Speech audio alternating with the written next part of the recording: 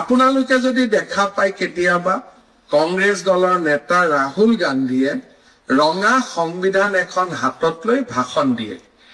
এই ৰঙা সংবিধানখন এটা মানুহৰ মোৰ মনত এটা আছিলে যে এই ৰঙা সংবিধানখনৰ ভিতৰত কি আছে।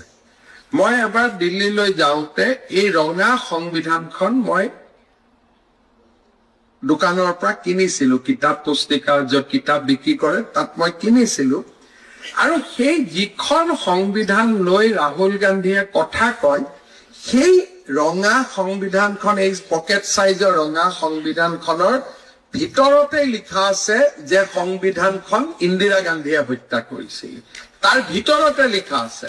তাৰ মানে ৰাহুল গান্ধীয়ে হাতত লোৱা কিতাপখনত কি লিখা আছে যে আমাৰ দেশৰ সংবিধানখন ইন্দিৰা গান্ধীয়ে হত্যা কৰিছিল। কেতিয়াবা আপোনালোকে সেই সংবিধানখন যদি সুযোগ পাই পঢ়িব, কাৰণ মোৰ মনত এটা সন্দেহ হৈছিল যে এওঁ যে সংবিধানখন এনেকে দেখুৱাই ফুৰে, নিজৰ আইতাকৰ কথা তাত লিখা আছে নে নাই।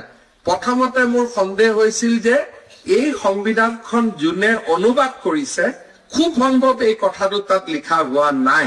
কিন্তু তেওঁলোককো ধন্যবাদ দিব লাগিব, প্ৰিফেচ বা প্ৰস্তাৱনাতে তেওঁলোকে লিখি থৈছিলে যে এই সংবিধানখন ইন্দিৰা গান্ধীয়ে 1975 চনত হত্যা কৰিছিলে।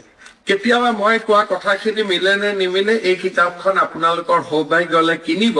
ৰঙা যিখন কিতাপ ৰাজীৱ গান্ধীয়ে দেখুৱাই থাকে। এই তাৰ মানে আপোনালোকে চিন্তা কৰক যে ৰাহুল গান্ধীয়ে হওক, কংগ্ৰেছ দলে হওক, তেওঁলোক কি পৰ্যায়ত যাব পাৰে। তেওঁলোকে কয় নৰেন্দ্ৰ মোদীয়ে সংবিধান হত্যা কৰিছে, কিন্তু এই নৰেন্দ্ৰ মোদীয়ে দেশত জৰুৰীকালীন অৱস্থাৰ সময়ত সংবিধান বচাবৰ কাৰণে আন্দোলন কৰিছিলে। তেওঁলোকে কৈছে যে বিজেপিয়ে সংবিধান হত্যা কৰিছে, কিন্তু বাবা চাহেব আম্বেদকাৰে লিখি থৈ যোৱা সংবিধানখন বচাবৰ কাৰণে বিজেপিৰ নেতাসকল জেললৈ গৈছিল। অটল বিহাৰী বাজপেয়ী, লাল কৃষ্ণ আদৱানী জেললৈ গৈছিল।